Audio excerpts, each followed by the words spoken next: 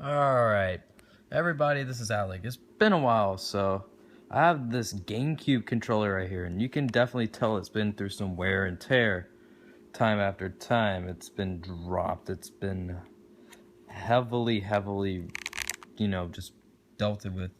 And you can tell these analog sticks are really chewed up, so today's gonna be a little bit of troubleshooting on the controller and the analog sticks. Alright, so on the back, you can see that there's 6 tri-wing screws on the board. So unscrew those, and I'll see you in just a minute. Alright, so after you unscrew all 6 tri-wing screws, you'll be able to lift up. Be very careful with it. And now you see your insides. Now, I'm going to talk about the analog sticks right now. Now, there's 3 different types of stick boxes. This one, let's see which one it has. Alright, so you can see that it has a plastic stick box. There's ones with metal, and there's ones with metal gears and metal, joysticks and stuff. Now you can see that this one's going through a little bit of wear and tear. We might be able to repair that. So how about we get to it? And maybe after we repair it, we'll be able to actually, due to cleaning to the controller and the actual motherboard, because yeah, you can see this thing's very dirty. Alright, I just found this out. This one's metal. So yeah, this one's actually metal somehow. I don't know how. If there's like one model out there that has metal joysticks and a plastic one, I don't know. But yeah, this one is actually metal. Let me try taking that off really carefully, because I don't want to rip the cable going to it. Yeah, you can see this one's metal. Yeah, that's pretty odd. That's pretty neat. So yeah, plastic and metal one. I've never seen that. Maybe it's a rare kind of product. I found this controller all the way back in '05, so yeah. See, everything is all original. It's all in there, and you get all the plastic little thingies out. You're gonna put it in the sink, and you're gonna wash it up. So let me see here. Take all the buttons out. See, you can reuse a bunch of these buttons, like in the brand new. Uh-oh, there goes the buttons. In the Nintendo GameCube controllers, there's the new Smash Brothers. I find that the A buttons are actually different tones. Like this one's a darker A, while the ones in the Smash Brothers controllers are a lighter tone of A. Like it's like a lighter green. And it's with all the other buttons. So if you need button replacements, you can easily just take that from a brand new Smash Brothers controller if you don't mind. Yeah, you're gonna get way up in here because there's a bunch of dirt all over the button pads, as you can see. Yeah, a bunch of gunk and stuff. So I'm gonna get to that, and I'll see you in just a second. Alright, I went to go let those buttons sit. Now we got the top 2 right here. This weird metal and plastic one. I can't find any information about that plastic and metal joystick combo anywhere. So I guess it's just something somebody else did. I don't know. So yeah, we got this plastic joystick, and you can see how properly, yeah, I got a little bit of movement on it. But this isn't about the movement. This is about lubricating the joystick. Now, we'll not be able to do it to this one because it's actually soldered on. So, we can do it to this one if you were to turn it over nice and easy. You don't want to snap those 2 wires. You can see that and that right there, those 2 little screws. Once I screw it, I'll show you what to do next. See you in just a bit. Alright, so once you unscrew the 2 screws from the back, you want to be as careful as possible and pull these 2 little things back. These are the little sensors that detect movement from the joystick. You need to be super duper careful with these 2. You don't want them to snap. Once that's done, you can pull it right up, and here you are with your little plastic joystick box. Now this does look like a normal joystick box, so the easiest way to open it up is to just push on the bottom. Wait, let me put the camera down. If you push hard enough on the joystick to push it down, it'll open it up. And these 2 parts right here, you can definitely tell are not greased, which is a big problem. So let's focus in on that. You can see that they're not greased at all. They're actually worn out a lot. You can just kind of shake the buttons out. Sometimes I won't do it this time for some reason. I'm gonna try to get it out. Alright, there we go. Now, oh, there's still gear in there. Now, there's up and down gear, and then there's left and right gear. Now, depending on which model you got this part can be like this, or this part can be this way. If it's like this, that usually means that up and down is going to be loose, and if it's pointing this way, that usually means left and right's gonna be loose. Due to this gear, because this gear is full on plastic. That's like a little plastic part. This is full on molded plastic, and this wears, and you can definitely see. Come on, focus. Let me see. You can't really see it that well, but yeah, I can definitely tell that that is worn. It's probably the best you can get it. Yeah, you can see those little worn sides on it. And that will cause this part, you can see those little lines right there, to be worn. So I'm going to go get a different part. I'm going to make sure that that can be replaced. See you in just a second. Alright, so I just got a different one right here. You can see this one's much more worn out. But this one doesn't have the side wear and tear that this one has over here. So let me put it all back together and I'll see you in just a second. Alright, one more thing to note before we put everything back together. Now you see like the little gear part right there, and you can see how it sits. Now, you want to be very careful. You do not want to put this thing in the wrong way, because if you do, you'll end up either snapping a gear or, you know, if you see these two right here, the bigger gear goes on the bottom one and the smaller gear goes on the right one right there, and it should look like that. So I'm going to put the bottom back on and I'll see you in just a second. Now after checking this thing out for what was that? Now after checking this thing out for a little while, I noticed that it was much tighter than this one because, well, you know, this one had that bad side problem on it. So that's well needed.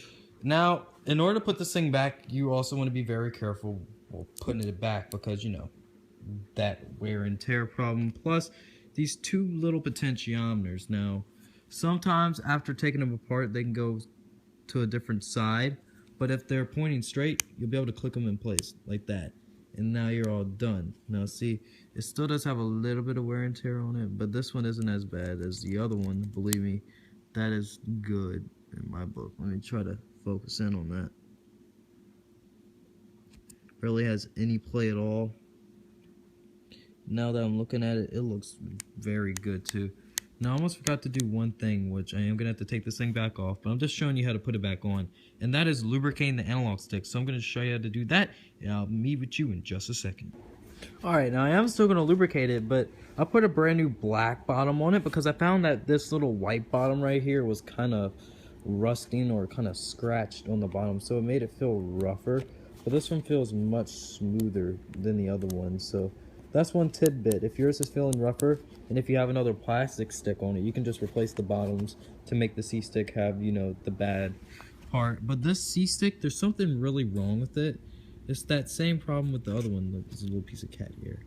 But you see, this one is definitely loose. But the C-stick really doesn't matter as much as the main joystick. Now, I did lubricate that one, as you can see, all that lubrication in there, which is good. But this one still needs lubrication because you don't want this to wear out, you know. So I'll see you in just a second for the lubrication method. Alright, now I do believe that you do not have to lubricate this little gear right here. You really just need to lubricate this in the inside right there, and this on that little pivot bevel part and in the center. So I'll see you in just a second after I lubricate. Alright, so I've now lubricated both parts, and you can tell because of the shininess. We're going to actually snap it back on, so let me do that. Now, there is a way to snap these things on. It isn't the hardest thing, but you want to make sure you get in the right direction whenever you're snapping it on. See, now it needs to go on, and it needs to be able to snap on perfectly like that, and it needs to be able to move just fine. But sometimes I found that snapping it on is more of just a hard task than it should be. But now, since it's all back together, I'll see you in just a second for the screwing back together for this and the buttons. See you then. Alright, now before I go get the buttons, I'm going to show you after this, the aftermath. Look at that. Pretty much no play at all, which is the weirdest thing. I'm glad that there's no play in it at all, which is the strangest thing ever. I mean, we got the entire motherboard, which is filled with dirt. We got that pretty loose C-stick. I do want to unsolder that eventually and solder it back together very good. And Now I'm gonna talk about the shell. Now this is the shell. It looks pretty damn good to me. Very nice shiny plastic. There really isn't any marks besides, you know, the wear and tear marks on the back right here I found on them. I'm gonna end up repainting that some kind of color, I don't know. But I can tell you one thing for sure. I'm about to go ahead and put these both sides of this case under some warm and soapy water. So after I do that, I'll be back. See you then. Alright, now we can see that all the buttons are all nice and clean. Now I am going to have to clean them off, so I'll see you in just a second. And then we're going to place everything back together and see how new it is. So, see you then. Alright, so I ended up being able to pop the little cover back on. Now this thing does move on the thing, as you can see. See, the thing ripped off and I had to tear off some little things on there in order to get it back on. But yeah, you can see that the little thing kind of moves, like the little rubber, but everything's on perfectly, so I'm not too worried about it. It still doesn't come off. I glued it on, so it's all good now. So I'll see you after clean off all the rest of the buttons. Now, I have heard the C-stick can come off, but it isn't as common. Now, I don't know how that's possible, but hey, you never know. It may be possible. Now, why doesn't my camera never focus whenever it needs to? Let me see that. Focus. Focus. God damn it. Alright, I'll see you in just a second. Alright, so now that we're all done cleaning up all the buttons, it's about time that we put everything back on this bottom shelf, which was fully cleaned out, which looks much better than before. Still no paint on it though, so I'll see you in just a second after I put all the buttons back through the case. Ooh, almost forgot one thing. If your control stick seems to be loose, I'll move it up right here. Let me try focusing on that. See that? See that little nub on the inside right there? If it's moving left and right and that little nub is moving, glue the left and right edges of that nub with some crazy glue. The left and right edges, not too much, just the tiniest dab you can make. It should help it out for quite a long time as long as you lubricate it. That's one little tidbit I usually find, but usually with me, that little part just isn't worn for me. I don't know why. It's usually always the gear part that wears out the analog stick. But yeah, it's kind of like this one right here. This one's moving because of that little nub. And it's harder to repair in this one because you got to pry everything off, unsolder it, you know, do all that. It's much more harder of a task. But I'm going to do what I said and put all the buttons back in. Just a little tidbit of information here, just to where your controller is going to last a little bit longer. See you then. Alright, well after putting everything back, we're actually not done yet. We almost forgot about the LNR triggers, because these get very dirty over time. So what you're going to do is you're going to unscrew both of the screws from both sides, and you're going to open it up and we'll clean them up. I'm going to do that and I'll see you in just a second. Alright, I've done clean them up as much as I possibly can, and now we're just gonna place the top right back onto the controller and screw in the 6 screws. So after I do that, I'll see you then. Alright, before I put it back together, I ended up running into a problem. This stick is actually very bad. Its sides are even worse than the one before, so I'm gonna end up putting the one before in. And let me show you one more version of wear and tear on these joysticks. I'm pretty sure that is my problem here. Just unsnap that, get all the lubricant off. I'm going to show you right here. After I wipe it off now, if you can see closely, try focusing in on that. You can see that kind of like that wear and tear of it just getting scraped away. You can definitely see the sides are much worse on this one, but this one, the brand new one, doesn't have any wear and tear on that, you know, that little portion right there. It looks shiny new. So what I'm going to end up doing is putting this one in. Let me do that right now. It might still be loose, but oh well. You know, every controller is going to eventually get loose at a point anyway, so it won't matter for the long run, because, you know, it's moving parts, and I've been using this type of stuff for more longer than I should have. So, yeah. I'm going to come back to you in just a second with everything reassembled. Alright, so our controller is now all done. Now, I actually did have to put the old stick back in, but I don't think it's bad just yet. And the C-stick, remember, I didn't replace it, so yeah. Who cares? It's just for camera control movement. The A and B buttons feel just brand new. And they just, you know, after cleaning your controller, you'll definitely tell the difference. Which is pretty damn cool, if you ask me. Alright, so what we need to do is plug it in, and I am playing one game right now. Come on, focus. Which is, yeah, Tales of Symphonia. Now, yeah, I do play a bunch of RPGs in my summertime. So, yeah, let's plug this controller in. Alright, got into that nice platinum looking GameCube. And you can see that the controller, in fact, does work. And it works really well. So that's nice. All the buttons feel just fine. And yes, all that work. I got the Kusanagi Keiji Agrees Last Fencer Hanuman staff. I don't think Hanuman staff is the strongest one yet, but you know, I played too much of this game. It's way too fun. If I can ever recommend a game, it would be Tales of Symphonia, or any of the games that are in this pile right there, especially Metroid Prime and Luigi's Mansion. But we're not done yet. Oh no no no no no! If you thought we were done, we were definitely nowhere close to being done.